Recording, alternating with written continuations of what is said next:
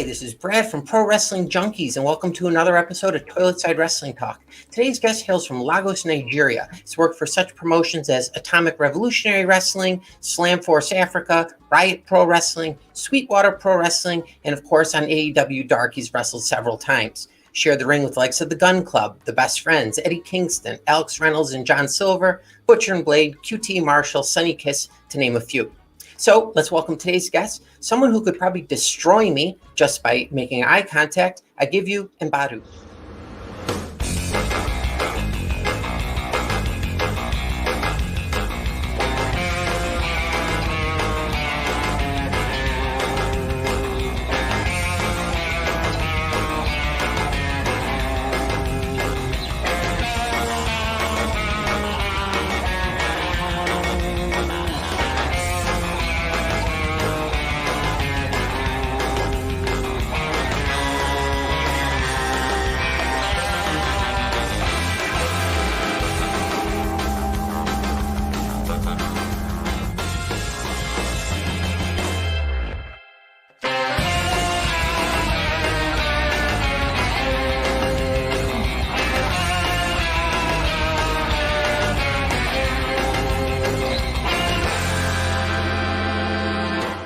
Well, thank you so much for coming on. I really appreciate it on this Monday evening. Do you watch like wrestling on Monday nights? Do you follow WWE and AEW and that kind of stuff?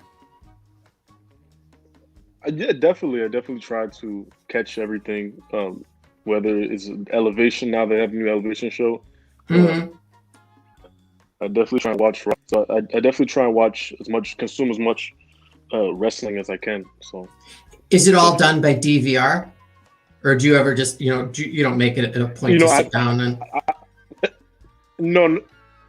I mean, so my training, I usually do my training around in the evening. So I try and work everything around my training, whether I'm in ring or do my weight training. So I try and work everything around that. So what I'll do, I mean, Elevation is really fairly new, so I haven't really had to. I mean, I usually go back to watch that, and then I have Hulu Plus right now, so I can just kind of watch. Yeah, so I can just go back and watch everything.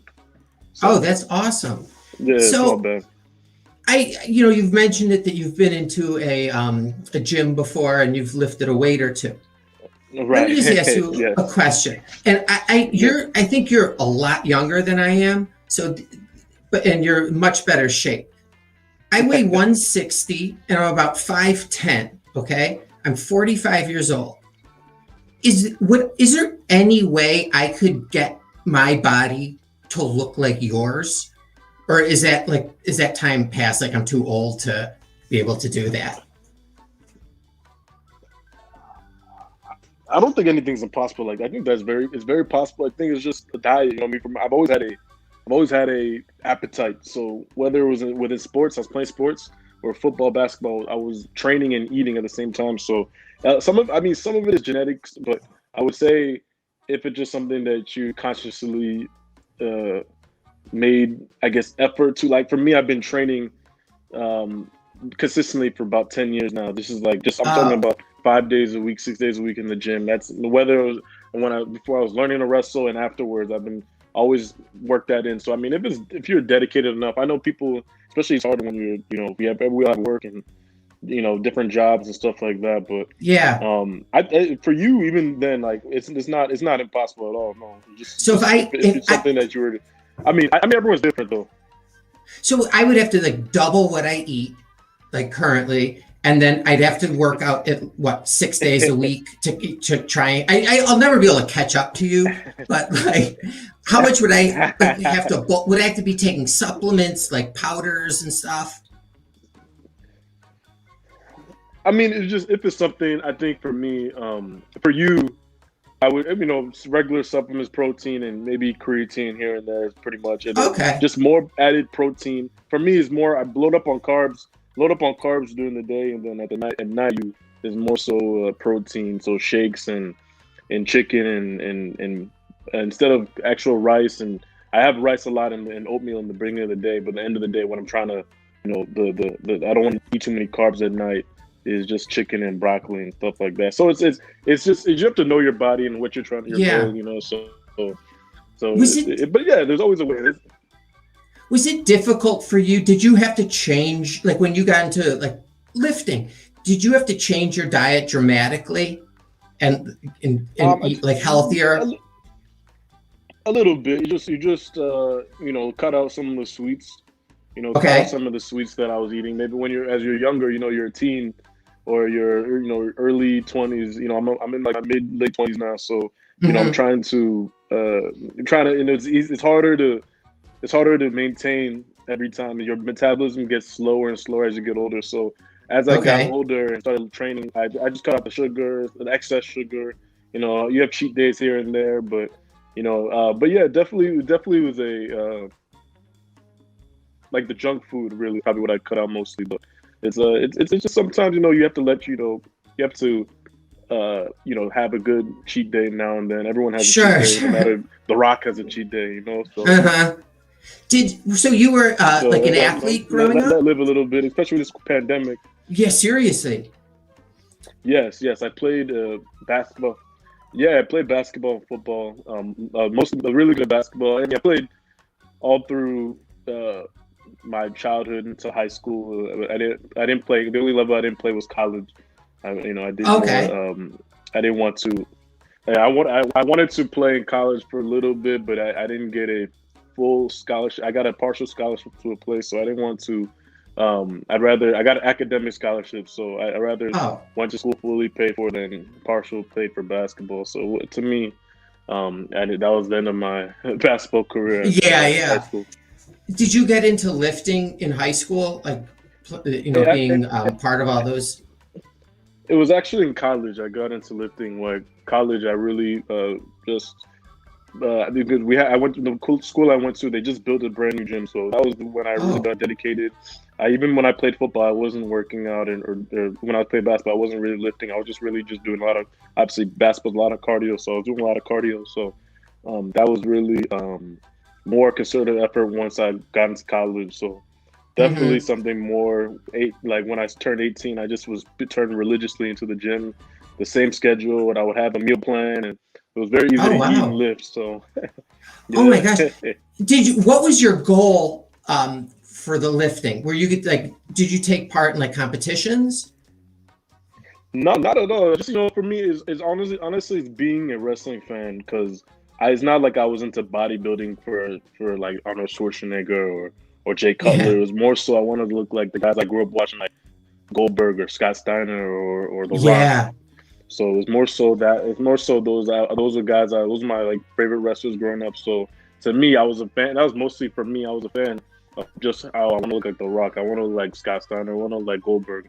So for me at that level, I was like, yeah, well, let me just start lifting weights, and it was all for shallow reasons too, because you want to Sure. pick up women, and Oh yeah, so totally. so I won't say, especially at that Yeah, age, it was really for absolutely. shallow reasons. But for me, I was like. But no, really, just really, that's more so. I mean, even before I wanted to be a wrestler, it's more so just wanted to look like at that time. The Rock was doing his movies, and he posted his workouts on Instagram. So for me, I just was following his workouts to a T for the better part of a year or two until I got my own workout, and that really helped me a lot. So Oh wow. Did yeah, where did you grow up?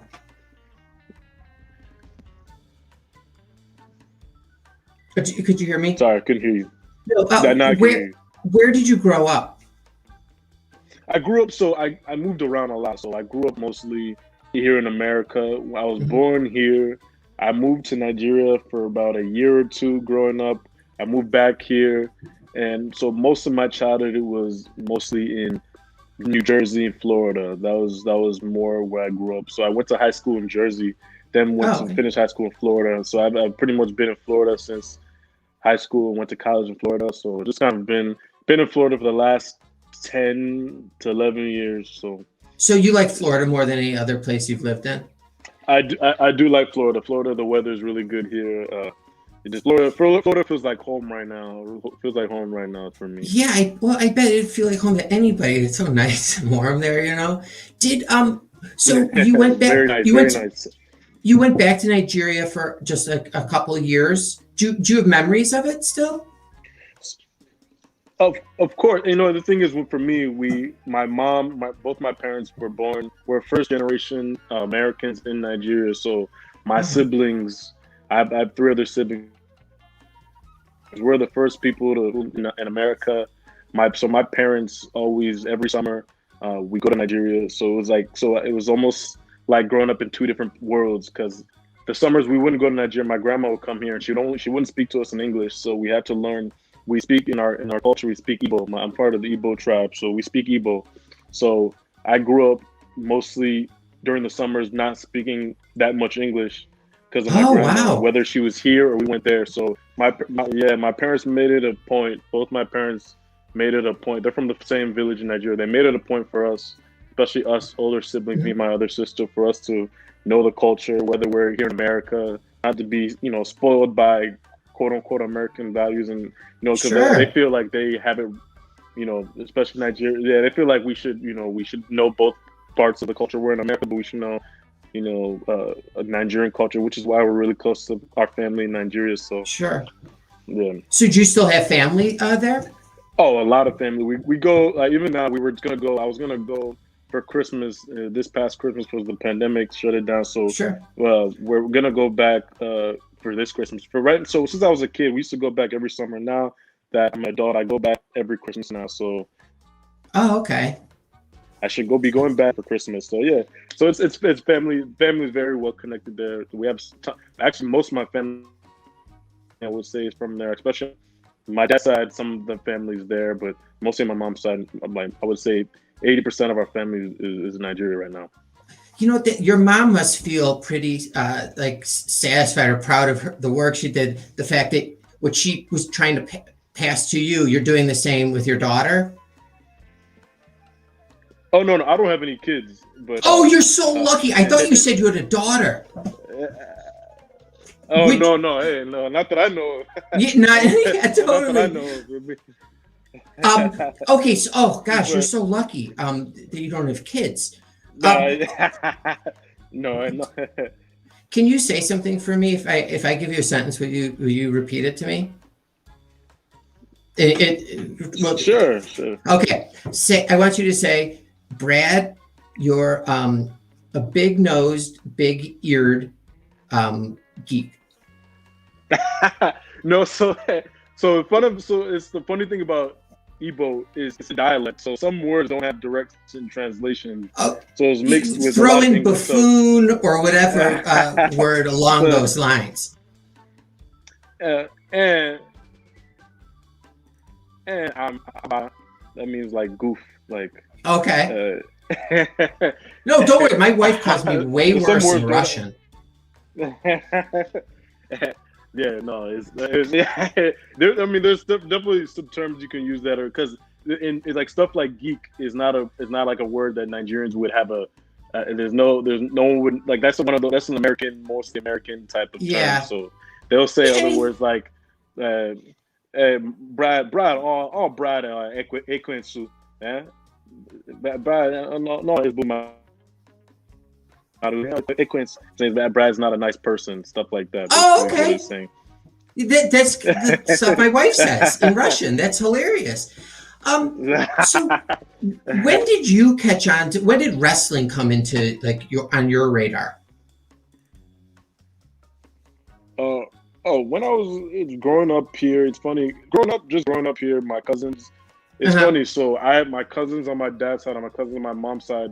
Whether they're in Nigeria or in America, both cousins, we all liked wrestling. And Nigeria Oh, wrestling wow. is such a big thing in Nigeria, a huge thing. I went for Christmas 2 years ago. Uh-huh. I was watching. They have they have a whole it's not the WWE network. It's something. There's a WWE channel there. So they were just Okay. and this is like we're in the middle of like a village in Lagos, which is a big city. They're Mhm. playing at we're at a I don't know where we're at. We're like at a building, and we just have a big screen TV playing wrestling. And everyone I Oh, was wow. watching with another guy that was there. Just it's wrestling is really popular in Nigeria, very very popular. And it's been that way for years. So when my cousins used to come back to America, they would know more about wrestling than if I missed 2 weeks of Raw. They would come back and tell me, "Oh, you missed, You missed Oh, wow. Triple H, beating. So yes, and then growing up here, I had the video games. I had my nanny's baby, so I've had WrestleMania 2000, No Mercy.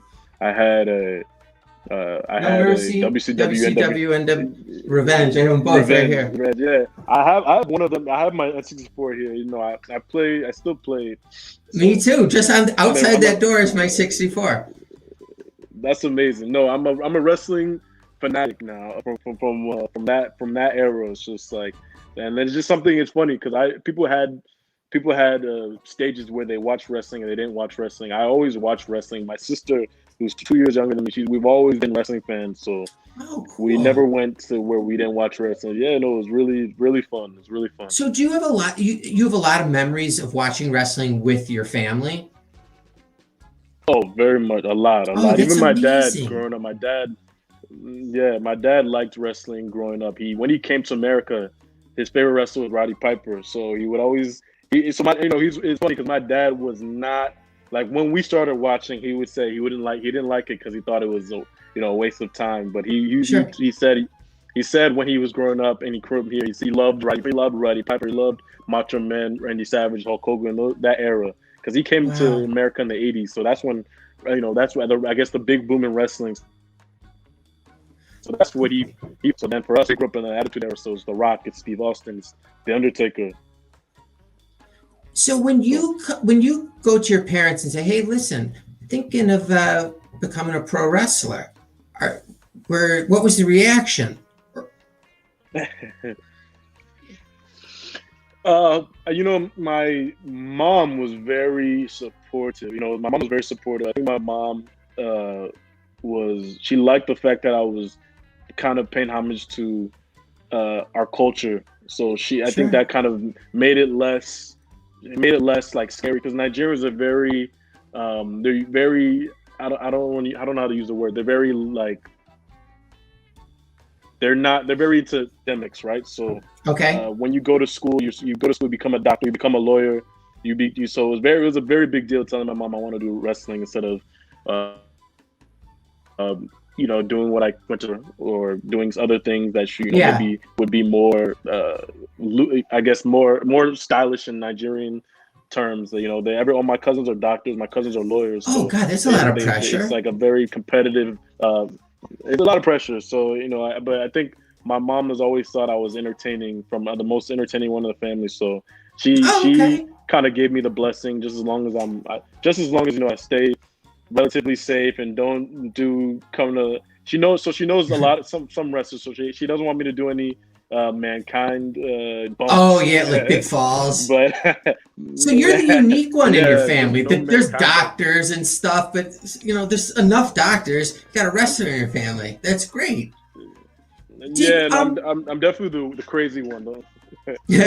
before I go on, I just thought of something I wanted to ask you. What are the fans like at matches in Nigeria? And I only say that because I talked to this girl the other day, and she was telling me what fans were like in Japan, compared to here. Is there a difference? I think it would be the same, just different. It would be different, just different faces. Just more. There's very Nigerians are very loud and boisterous. So I know they say Mm-hmm. in Japan, they're sometimes they're quiet. This one, Nigeria is not like that at all. They'll be No. cheering and they're getting into the match. It's very very boisterous. I would say it's more so like how more American fans are in terms of it's a lot of noise, it's a lot of energy, it's Mm-hmm. a lot of energy during appreciation, fan participation. Excuse me. And Nigeria is Sure. very boisterous. Okay, so this is post college that you decided you were going to find a trainer.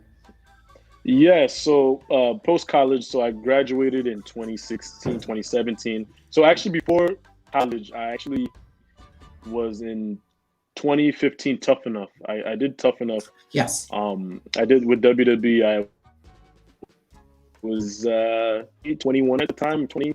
I sent a video in. Uh, I lived in Jacksonville for college. I was in school, so Okay. I got the call to come to the PC, and I was there for 3 days. I think I was the last cut before they started filming Had you ever been in a wrestling ring? So, I had never been in a wrestling ring before that. That was 2015, so I had never even.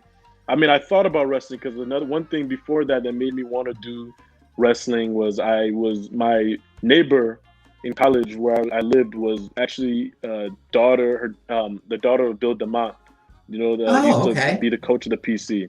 Sure. So she knew I was a big wrestling fan. She knew I was a big wrestling fan, and she got her dad to come meet me one time. He gave me his car, and he said, "Oh, you're big, tall, athletic guy. You should try doing wrestling." So that was the first time that I ever planted seed. That was like maybe a year before Really? Tough Enough, but that was the first time I ever. Yeah, that was the first time I ever planted seed that I should. What do were you wrestling. going So to do? I applied for Tough Enough. I was there.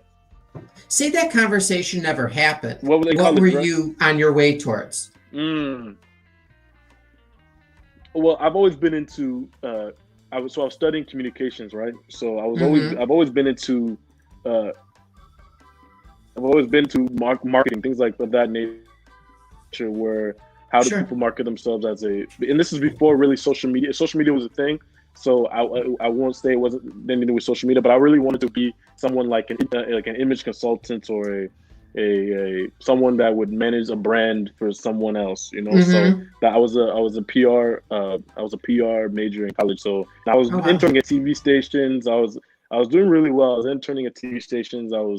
Um, I was a part of all these groups. That I think for me, that's a tough enough hit a switch for me, and I started training harder and doing all that stuff. So it was really just one of those things where I shifted gears really quick. Uh-huh. So, and I didn't tell my mom after. I mean, my mom saw me go to Tough Enough, and she thought it was cute, and she didn't think anything more of it when I came back. But that's in my mind. I want to just do wrestling like after I graduate. So, what's the next move at this point? Like, how do you find a trainer? So I do tough. Okay, so so what happens is I do Tough Enough. I finished school, I finished school in December 2016. So so actually what I did was I moved. I didn't know what I was gonna do at that point. At that point, I didn't really. I was thinking whether to come to Orlando or Jacksonville. What I actually did was I went to Nigeria actually for about almost a year. I went to Nigeria for almost a year after graduation. I was thinking maybe I live in Nigeria. So I was there for almost a year living with my cousins. And then I got, when I came back to visit my family permanently, I came back to the States. And that was when I actually I didn't text. I emailed Bill DeMott and asked him what's a good wrestling school. And Bill DeMott pointed me to Team 3D with Devon, Bubba, and Billy Gunn was there at the time. So that was August September 2017, and the rest is history. That's when I got hooked. So did on Tough Enough, was that a positive experience? It was a great experience. Tough Enough was a great experience. It was different. So for me, I feel like probably at the time I was way over my head. Me and Velveteen were, I think, one of the younger people there, right? Yeah. Everyone there was at least, I would say, 6 or 7 years older than the dudes that I thought I was a good big guy. These guys were huge. These guys were like bodybuilders. The traps were on, their traps are just totally. So, and the girls were beautiful. These were like supermodel type women. So this was my first taste of anything showbiz related. So I was in my head. Yeah. I definitely came off as because I was a big fan. So I used to know every stat, everything. I used to know everything. I used to know who was the world champion of this time. I knew every wrestling stat. Wow. So I was there, and I realized I was maybe too much of a wrestling fan. You know what I mean? I wasn't there as a competitor. I was there too much as a kid that was a fan. Sure. I was athletic and stuff, but it was just, I think I was in over my head. But I had a very, very positive experience. I think for me, that's when I realized that because at that point when I got eliminated, because I knew stuff there that were there. Like there were some people there that didn't know anything about wrestling that were there. Like there was a guy there that didn't know. I'm in the PC and there's a poster of Shawn Michaels, And the guy next to me asked, "Who is that?" And I said, "That's Shawn Michaels. No. That's a HBK." And he said, "I don't know who that is." Yeah, he doesn't know who that is. So I'm like, "What? This is?" I was like, "Wow, this is a different experience." So I'm thinking these guys are just, but these are guys that had agents that called the show and all. Oh, They all had their arrangement to come on the show. They all had different avenues to come to that show and were invited. So for me, I realized that it is a business, and you just because you don't know like the stuff that I know, or if you're not a fan to the level I'm a fan of at that time, doesn't mean you can't be a star, because everyone is marketing a different way. There's people that have that look that just doesn't matter. So for me, I looked at it more as a bit. I was thinking, I'm a fan. I should be the one. I should be a shoo-in. I know every move. I know every hold. So I've been watching my whole life. So that's when I realized that it's really different. It's really showbiz. Did you were you ready on your first day at Team 3D Academy? Like, had you already taken bumps before, like at Tough Enough? I took a few bumps at Tough Enough, and my friend, and I had a friend that owned a ring, so I've rolled around in the ring at that point. I've rolled around maybe a few times. So when I went to 3D, Team 3D, I felt like I was ready, but it's one of those things where I don't know if you've heard anyone that goes to Team 3D. They're the best conditioned wrestlers I ever there's no way we can go there and not be conditioned. So it was that from that standpoint, I was not mentally ready for the conditioning. Okay. Because I'd played basketball, I played football, I've always been an athlete. So, but the wrestling and the wrestling conditioning that we did at 3D is something that's crazy, and it's amazing, and you're always in great shape. So do you I was not ready for that standpoint. So it definitely was a wake-up call for me. Regarding, okay, so like you have, that you're training and you have your first match. What was that? Oh, I was just saying. Say it one more time. I'm sorry. Who told you were ready for your first match? Did you say I'm ready, or did someone tell you were ready? Oh no. They have to tell you ready. The person that really told me first that I can do a little something was Billy Gunn. So he was the one. He was the when I was there. He really, Devon helped me a lot. Serpentico was also on AEW. He was also one of my trainers, and he helped me a lot. I think between Serpentico and Billy and Devon, I would say both. Billy definitely was the one that told me I'm ready, and he always took care of me. He's always showed me things. So I think Billy and then Serpentico are the ones that told me I'm ready to start doing matches and things like that. And Devon eventually gave me the go ahead. So those are it's all one of those things where you have to prove one thing to one person. Billy's a Hall of Famer, and then you have to prove it to another Hall of Famer, and Devon, and then you have to prove it to Serpentico, who's been wrestling for 20 years. So you just have to prove yourself over and over again in this business. That's what I realized at that time. Have you seen your first match? My first match, I haven't seen that first match in a long time. No, I haven't seen it. I would have to look. do you ever intend to? But I've seen recent matches. Of course. Yeah. I've looked at matches. One of my first matches, not my very first match. I've seen matches from a couple years ago, and I've definitely improved a lot. Night and day. So, but it's definitely it's amazing. In a couple of years, what you can do. So, did you have to change your diet again, like as a pro wrestler?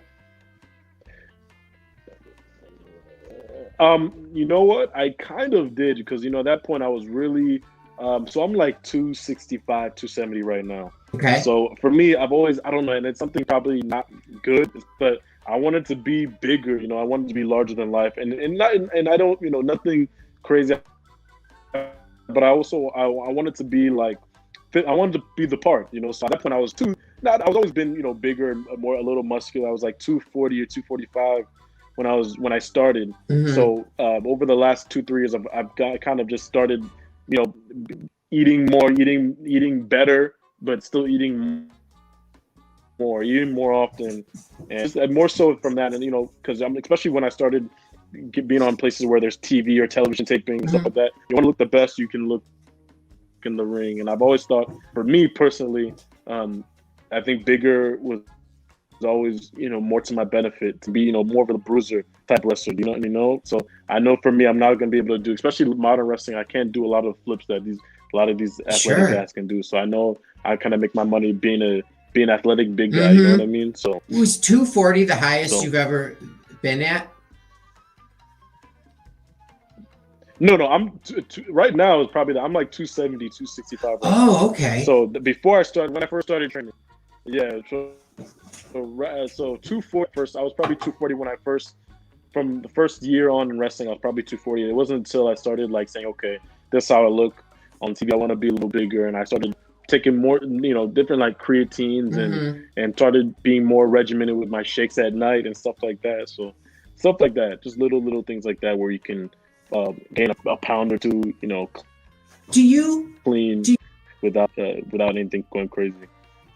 Do you ever get intimidated walking down the street at night, for example? No, I don't. But I probably, this is a crazy world, so I don't get scared. So I just know that I don't fear, I don't fear anyone enough. So I don't walk being scared. And I have a fixed face, so I'm usually the person just walking, and I'm just going to my destination. And the thing is, I think this world is crazy, so I probably should take more. I probably put more, be more sort of big guy macho thing. But I don't, I never feel intimidated in certain situations. I do know, for me being, a bigger black guy, I have to know being right time, right place, not being in the wrong place, the wrong time, because crazy things have happened in this world. But in terms of intimidation, I don't feel intimidation, so I just really, I'm about my business. I don't bother anyone, obviously. No one bothers me. Yeah. So more so from that standpoint. It's funny you brought up I was telling that it's a really crazy world. You never know. The other day, I had my son convinced that Avengers Infinity War was a documentary, that it was real, It just made me remember that. But then a couple hours later, I told him it wasn't, because he was starting to get nervous. Okay, so how do you get on AEW's radar? I know you're living up that way anyways, right? Right, yes. I live in Orlando right now, so I get on AEW's radar. Yeah, I live in Orlando, and I used to live in Jacksonville, and I live in Orlando. Okay. That's why I moved to Orlando to be closer to 3D. That's where nice. I'm doing that. So now I'm in Orlando. So pretty much, I've always had a great relationship with Billy. He's he's like a mentor to me. So I pretty much got in touch with him, and he got me in touch with the QT Marshall.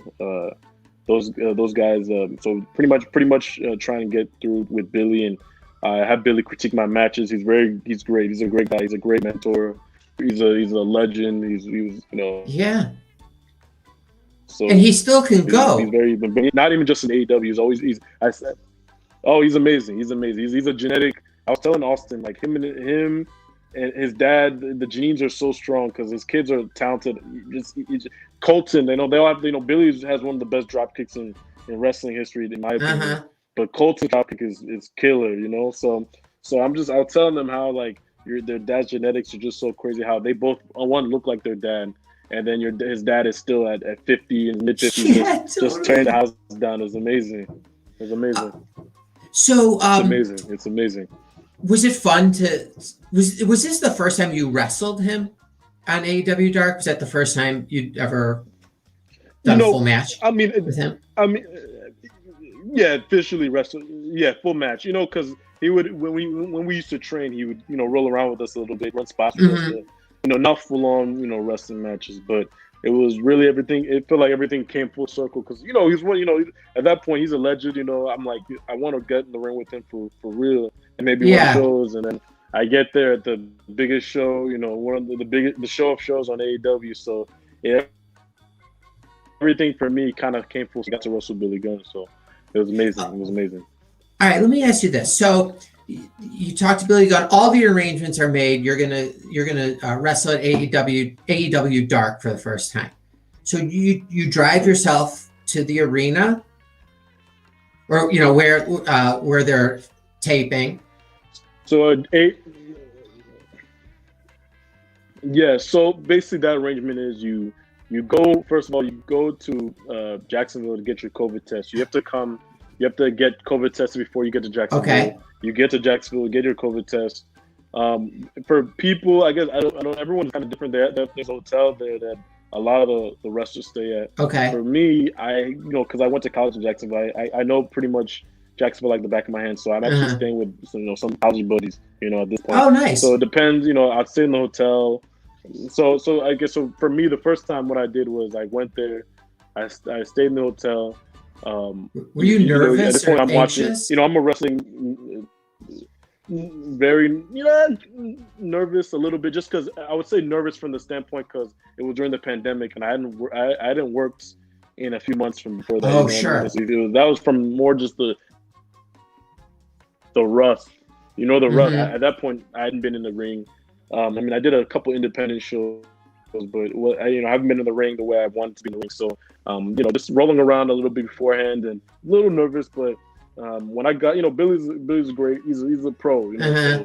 So we called the match, and it was very, very easy. It was very easy. So there's no nerve during the match. You just want to do the best you can, make a great impression. So you're always going to put that natural pressure on yourself, but Is no nervous at all. No, is it from difficult at the all? standpoint Like, of being in the ring. No.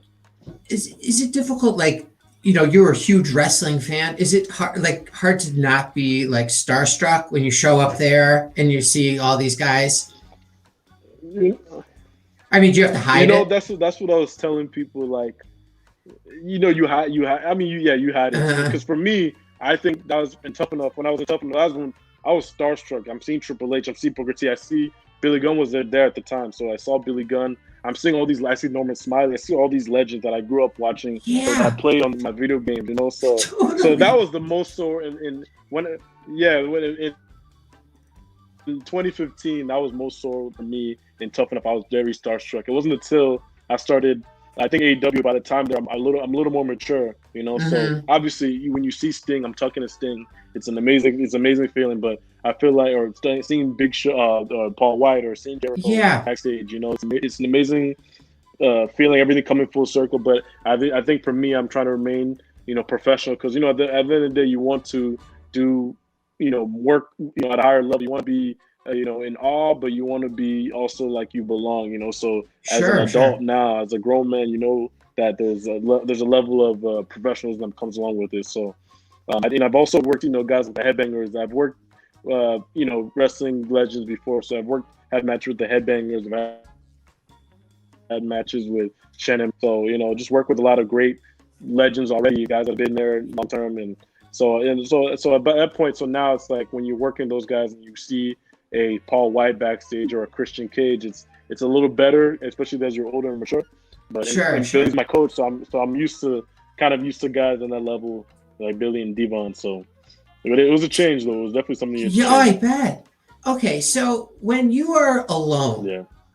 or not, like you're not wrestling, you're not training anything, do you ever like you're sitting there and say, "Oh my God, I'm a pro wrestler"? Like, can you like It's appreciate how crazy. like unique that there's not many people who have these a pro wrestler and be successful. It Yeah, it's very different. Like even when people ask me about my job, when I meet people, whether it's I'm in, like if I'm in a bar or something, or I'm just meeting someone in the gym and Sure. we start talking about our jobs, and I tell them I'm a wrestler. It definitely catches people off. They're like, what? And they've never met anyone that does wrestling. You know what I mean? So it's like telling someone you do such a crazy out there job. So it definitely is very weird saying I'm a wrestler or pro wrestler, and people always ask you, well, where can I see your matches and stuff like that. So I tell them there's stuff on YouTube, and they see, just Yeah. it's very crazy, very crazy. Everything comes full circle. It's amazing. So is it hard? Well, I know that that obviously the pandemic, is it difficult to book yourself for the rest of this year, or like make long-term bookings? Uh, a little. It's there's a place I try and make my schedule, especially with AEW. I try and work my schedule around if I'm doing AEW first and foremost. So my booking schedule mostly for with AEW TV days, I want to make sure I'm free for that, Sure. first and foremost. So and then with the pandemic, because there's protocols for me when I go to AEW. I make sure I haven't. They want to know you haven't been in just out and about with COVID. You know what I mean? There's different protocols you have to do. I mean, I definitely love working as much as I can. I work a lot on weekends in this or Central Florida area, even South Florida. I do a lot of stuff because Florida's been open. Florida's been open since July, actually. So it's easier to find work here. I haven't been doing anything too much anywhere else. And I mean, there's one show I went to in Georgia, pretty much north. I don't know. I'm pretty much staying here in Florida until things clear with the pandemic, and then obviously my AEW commitments if they're there at the time. So it's a balance. So definitely balance. Do you get calls from your family after like each time you're on TV? Do you get like a stream of calls? But my family, I'm on Instagram, so people always blow up my Instagram. Anytime, whether I'm on a match that's 2 minutes, or I'm in a match that's 10 minutes or 8 minutes, whatever, I always get a bunch of people, friends and family, and people that I don't even know follow me and say really nice things to me about wrestling. So it's very different. It's very cool. I bet your doctor relatives. I bet your doctor relatives, they're like, we went to school for 10 years. Give us some credit, No, they definitely, I talk to, I'm very close with them too. Okay. Oh, that's great. It sounds like you have a very good family network that not a lot of people have that. Definitely. Especially, I'm jealous of how you were saying that you've watched wrestling with all these members of your family. I'd love to have done that. Of course. I'm going to let you go. I know it's a Monday evening. Can I ask you 5 yes and no questions that have nothing to do with wrestling? Sure, of course. Okay. Have you ever fallen asleep on a train and woke up and you had no idea where you were? No. Okay. Do you sleep with more than one pillow? Yes. Okay. For $13 million, would you eat a small house cat? $13 million. Oh, man. Can I cook the cat? I'll tell you this. Yes. You can prepare it. No, I'll definitely. I'm not even. No. Okay. Definitely. Yes, I'll eat the cat. Smart. Is there somewhere that you've been that you're embarrassed to tell anyone else that you have been to? Let me see. No. Nothing I would be embarrassed about. No. Okay. And finally, you've got everything right so far. Is there any situation where you would date or marry someone who's in their 90s? 90s, who's I mean, you wouldn't have to be married or attached to them for very long, I imagine. Just the rules of, biology. And I don't think I'll go down that road. Not even too much of a cooker for me. Smart. That was the correct answer. Thank you so much for coming on. I really appreciate it. It was fun listening to you talk. What was I going to say? Do you have any appearances that you know of coming up? Where you're going to be wrestling? Yes. So I will be at. Yes, I will be at Atomic Revolutionary Wrestling. We're Atomic. We're on Fight TV now, so we're doing really good at Atomic. I'll be there April 16th in Melbourne. I forgot the name of it's the Marriott at Melbourne on the 16th. Gangrel, the Ascension, formerly known as Ascension, they're known as the Awakening now. They'll be at the show. Who else? Shannon Moore will be there. Cool. Wes Briscoe. Alton Badu will be there, but Yes, I will be there on the 16th, and I shall be. I'm not sure what I'm doing for WrestleMania, but I should be doing some. We'll be doing some scouting in the Tampa area. Oh, okay. So, do you look forward to WrestleMania still? I do. I'm not one of those people just because I've been at AEW more so. Because it's not like I'm under, like a contract with AEW. So I'm there, and when I'm at AEW, I watch all wrestling. So I watch all products Sure. of wrestling, whether it's WrestleMania or AEW pay-per-views. I watch NWA. I Oh, watch okay, cool. MLW. I consume all wrestling because it's all different and all great, and it's core. So yes, I definitely will be paying attention to WrestleMania. Because you could always learn something. At this point, you're learning something. You're trying to get better, and these are everyone there is the best at what they do. So there's something you can always. Yeah. I've been in the business for a couple of years, so you can always get better and learn something from someone else. Well, I will be doing the same. Do you care about the 2-night format, or do you prefer the 1-night format? Ooh, I prefer the 1 night format just because it's tradition. Yeah, totally. I think 2 nights is, I was really big this year, so I prefer 1 night though for sure. I'd rather have one long night than 2 nights. Yeah. It's a little tougher. Some of it's harder to digest 2 nights. So Yeah, on your schedule and everything. Well, I enjoyed talking to you. The only thing that I want you to take away from this interview, literally, the only thing is don't have children. Okay? At least into your late 30s. People say, "Oh, it's the most wonderful thing in the world." I'm selfish. It's not as fun as when you don't have kids. I'm just throwing that out there, something for you to think about. All right. Well, take care. I hope you stay safe and healthy, and hopefully we can talk down the road. Thank you so much. I appreciate you having me. It's been an honor. It's been an absolute pleasure. You take care. We'll talk soon.